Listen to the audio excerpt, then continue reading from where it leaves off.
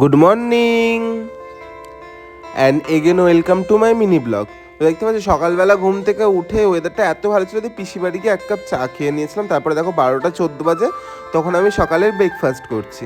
তো স্নান টান করে নেওয়ার পরে যে সমস্ত ফোনগুলো এসেছিলো ওগুলো অ্যাটেন্ড করে নিচ্ছিলাম, সকালে যে সমস্ত ফোনগুলো এসেছিলো।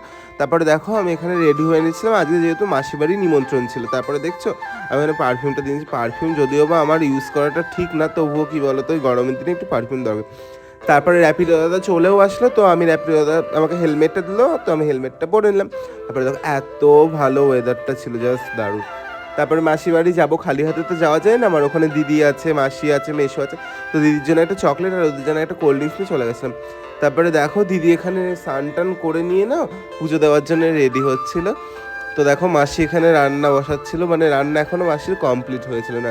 কমপ্লিট না হওয়ার কারণে দেখো দিদি এখানে সুন্দর করে পুজো দিয়ে নিচ্ছিল। পুজো দিয়ে নিতে নিতে না মানে তখন তো অনেকটা লেটই হয়ে গেছিলো। তারপরে আমরা লাঞ্চ করতে বসে পড়েছিলাম। লাঞ্চের মেনুতে কিন্তু দারুণ দারুণ ডিশ ছিল, যেমন ছিল হচ্ছে পোলাও, চিলি পনির, আলুর দম, মিষ্টি। তারপরে দেখো খাওয়া দাওয়ার শেষে না আমরা একটু বসে বসে কোল্ড ড্রিঙ্কস খাচ্ছিলাম। তারপরে দেখো আমাকে দেখতে পাচ্ছ কীরকম বোরিং লাগছিল, বোরিং না বেশ আনন্দই লাগছিল। তারপরে এই জামগুলো না মাখা করতে বলেছিল মেশোর জামটা অনেক কদিন নিয়ে এসে রেখে দিয়েছিল, দিয়ে বলছে যে মাখা করগা তোরা। তো আমরা দুইজনে মিলে জামটা এখন মাখা করে নিলাম। মাখা করে নেওয়ার পরে মানে আমি করিনি, দিদি সম্পূর্ণটা করেছে। এরকম নাকি ঝাঁকিয়ে নাকিয়ে নাকি জামটা মাখা করতে হয়, দিদির প্রশ্ন কথা এটা, আমি তো জানতামই না, দিদি না বললে আমি জানতেই পারতাম না।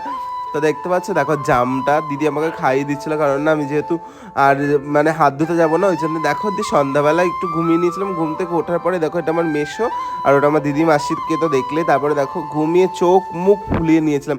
তারপরে দিদি আর মেশো মিলে ষড়যন্ত্র করছিল আমাকে নাকি বাড়ি আসতে দেবে না।